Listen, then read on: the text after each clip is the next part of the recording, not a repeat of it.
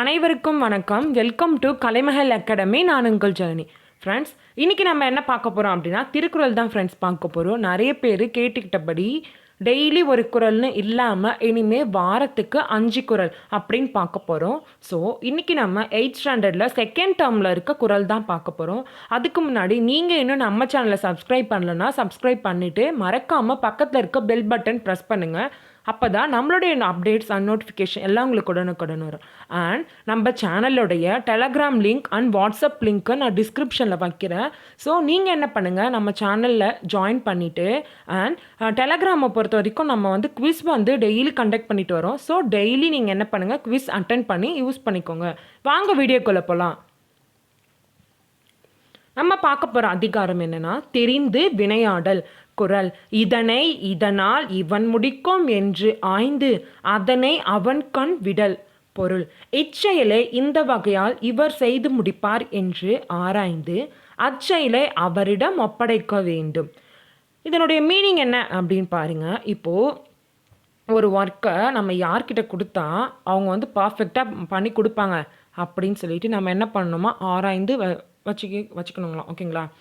இப்போ நம்ம எங்கேயோ ஒரு இடத்த ஒர்க் பண்ணுறோம், நம்ம தான் ஹெட்டாக இருக்கோம் அப்படின்னா நம்ம கீழே ஒரு 4 பேர் ஒர்க் பண்ணுறாங்க அப்படின்னா இப்போது நம்ம வந்து அந்த யார்கிட்ட அந்த ஒர்க்கை கொடுத்தா அவங்க பர்ஃபெக்டாக நமக்கு பண்ணி கொடுப்பாங்க அப்படின்னு எல்லாரை பற்றியும் என்ன பண்ணணுமா நம்ம ஒரு விஷயமும் நோட் பண்ணி வச்சுட்டு நம்ம அவங்கக்கிட்ட கொடுத்தா பர்ஃபெக்டாக இருக்கும் அந்த ஒர்க் அப்படின்னு நம்ம என்ன பண்ணணும் ஆராய்ந்து அதை பற்றி தெரிஞ்சும் வச்சுக்கணும். ஓகேங்களா? இது 2 கொஷின்ஸ் எப்படி வரும் அப்படின்னு பார்த்தீங்கன்னா, இந்த குறளை முழுமையாக கொடுத்துட்டும் கேட்பாங்க. அப்படி இல்லைன்னா சில வார்த்தையை என்ன பண்ணுவாங்க எடுத்துட்டு அதனுடைய மீனிங் என்ன அப்படின்னு கேட்பாங்க. ஃப்ரெண்ட்ஸ், சில டைம் வந்து நமக்கு ஒரு 3 குறள் 4 குறள் கொடுத்துட்டு அதனுடைய மீனிங் இல்லைன்னா அதிகாரம் மேட்ச் பண்ணி கூட கேட்க சான்ஸ் இருக்குது. ஸோ நீங்கள் அதிகாரத்தையும் சேர்த்து பார்த்துக்கோங்க. தென் நெக்ஸ்ட் குறள் பார்க்கலாம்.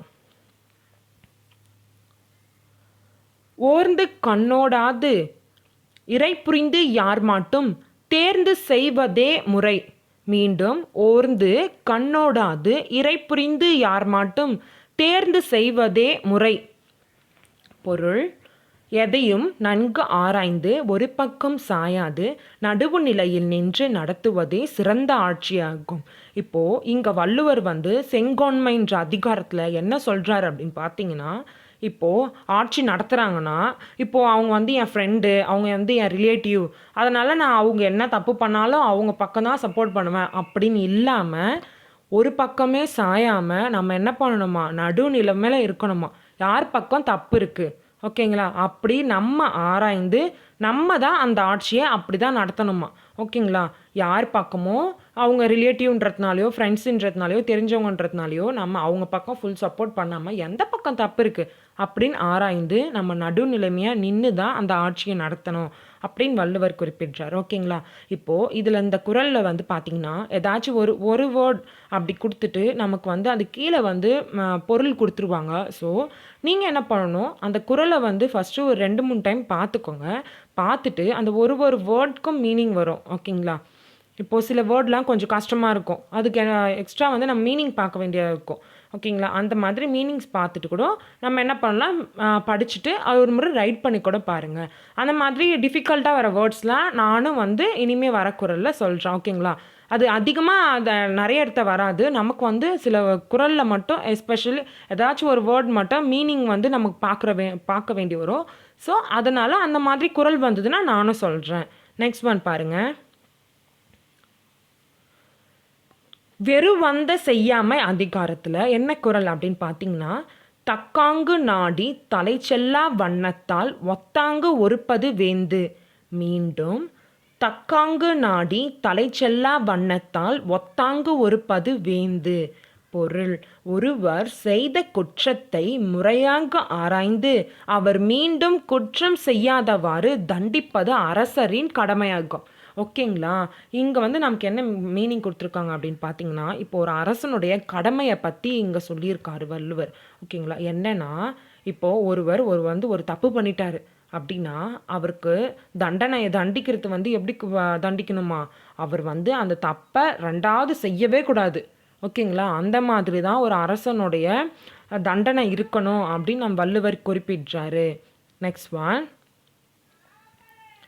சொல் வன்மை கேட்டார்க்குப் பிணிக்கும் தகையவாய் கேளாரும் வேட்ப மொழிவதாம் சொல்.